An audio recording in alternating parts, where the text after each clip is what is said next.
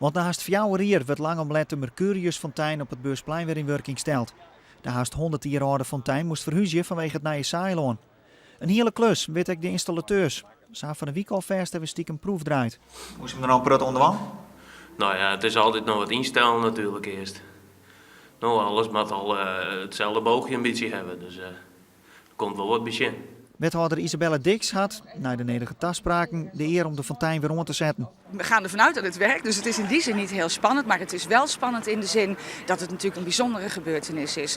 Dit is de perfecte dag en de perfecte plek om dit zo weer opnieuw in gang te zetten.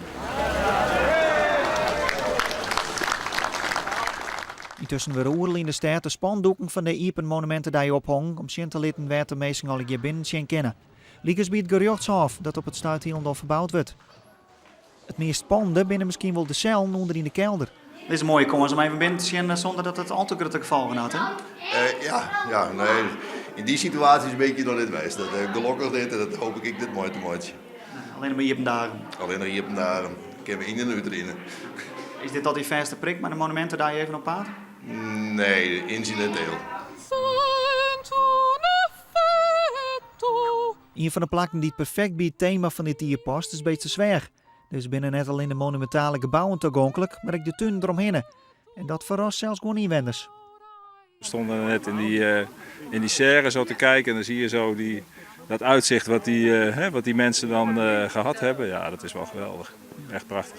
Dat hier als inwoner van Beetse Zwerg nog nooit, jongen? Ja, wel eens een keertje.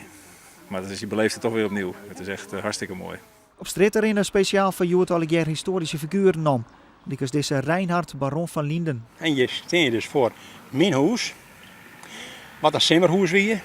En wat letterlijk beschikbaar gesteld is om uit te bouwen tot een binnenziekenhuis. Voor armen, zieken ben die je kosteloos verzorging krijgen. Dus eigenlijk ben je een soort van monument?